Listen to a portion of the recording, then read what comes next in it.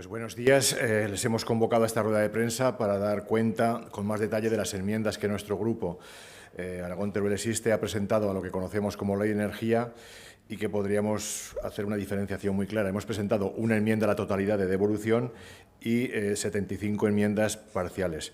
De las 327 enmiendas que se han presentado a la totalidad del proyecto, pues 75 son nuestras. Este cúmulo de enmiendas evidencia lo que denunciamos ya hace unas semanas cuando se acordó su tramitación en lectura única, que este no era el procedimiento adecuado para tramitar una ley de este calado dentro de las Cortes de Aragón. Más allá de lo que se argumenta es que como esta ley es aproximadamente, según dice el Gobierno, el 80% del contenido, el mismo contenido que el Real Decreto que se declaró inconstitucional, pues que ya se había debatido la legislatura pasada. Pero no es cierto, la legislatura pasada se tramitó como un Real Decreto y el único pequeño debate que hubo se produjo en el pleno de convalidación.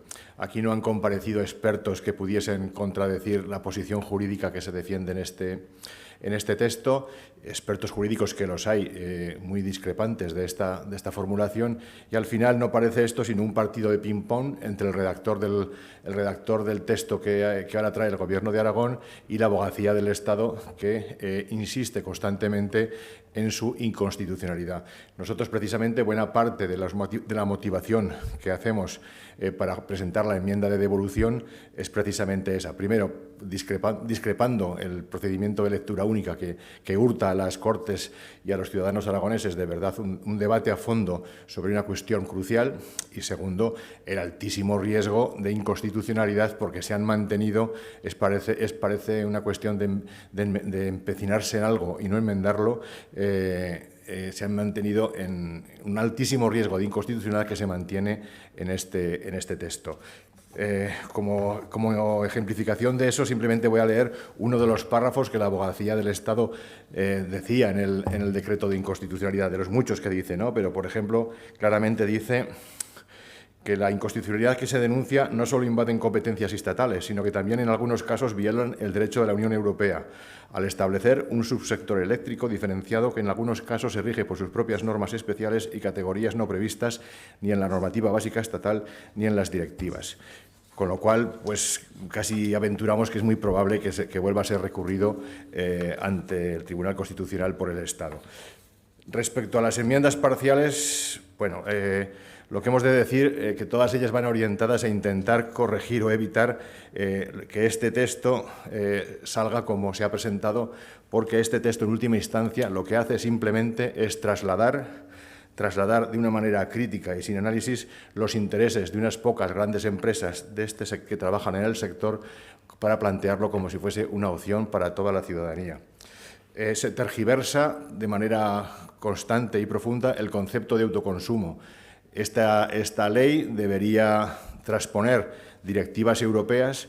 Dice que lo va a hacer, pero realmente lo que hace es tergiversar el concepto de autoconsumo para introducir otros modelos que le interesan a ellos para defender cuestiones tan directamente evidentes como salvar determinados parques fotovoltaicos o eólicos que se han quedado sin derecho de conexión.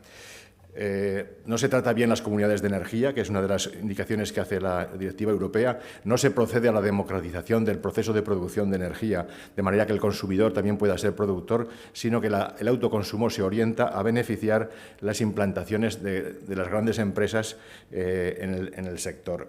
Así que las comunidades de energía no están bien tratadas. No se exige, por ejemplo, que las empresas distribuidoras de electricidad tengan la obligación, como nosotros pedimos, de conectar a las comunidades de energía, a las comunidades locales de energía, en un plazo determinado máximo de tiempo. No pueda darse el caso de estar años y años esperando a que la distribuidora te autorice la conexión de la comunidad energética, con lo cual, básicamente lo que te hace es desistir, ¿no?, de ese planteamiento.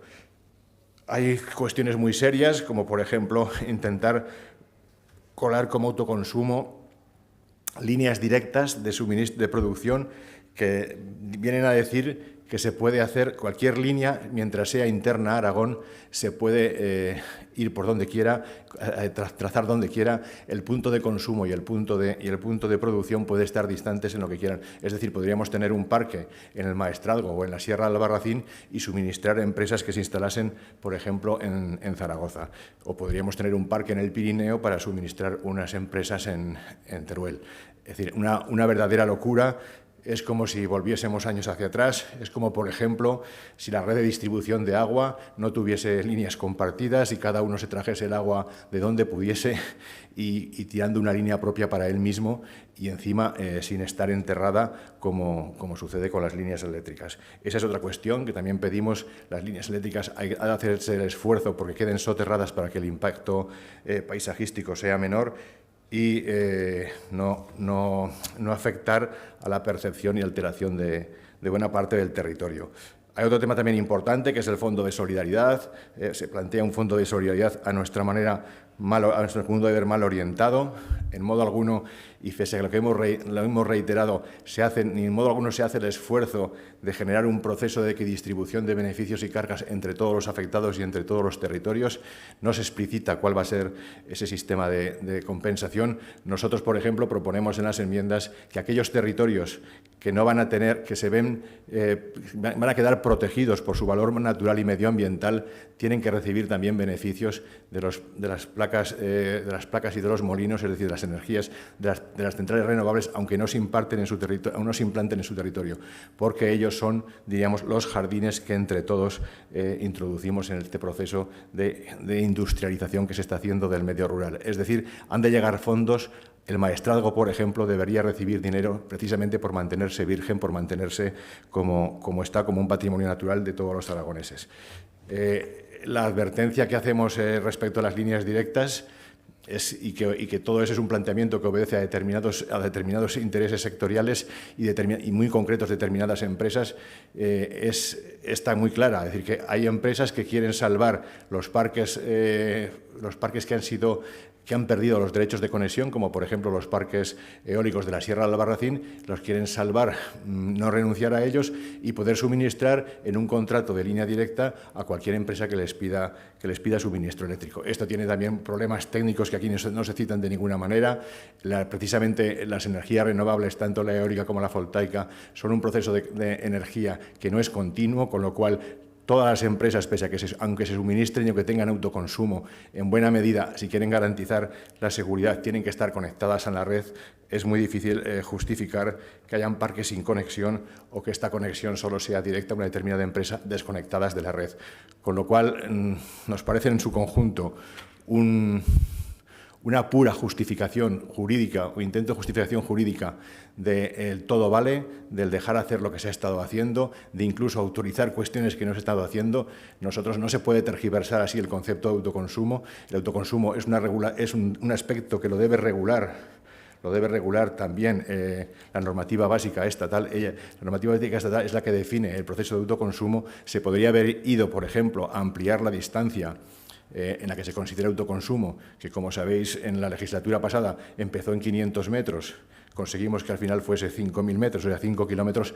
Podíamos pelear se podría pelear para que esto fuese, en vez de 5 kilómetros, fuese 10, fuese 15, pero lo que no podemos es decir que dentro de Aragón los parques pueden estar en cualquier sitio y el consumo donde sea, aunque sea a 300 kilómetros, a 500, a 600, a 200. Es decir, hay que regular la distancia del autoconsumo. Y poco más. Ese es nuestro planteamiento, nuestra postura ante la ley. Desearíamos, nos tememos que no va a ser así, porque es evidente que hay un pacto entre el PSOE y el PP para sacar adelante esta línea, y lamentamos que se impongan los criterios de manera tan acrítica sobre la capacidad política que debería tener estas Cortes para tramitar una ley en el procedimiento ordinario como corresponde y al servicio de todos los aragoneses y no solo de los intereses de unos pocos. Muchas gracias.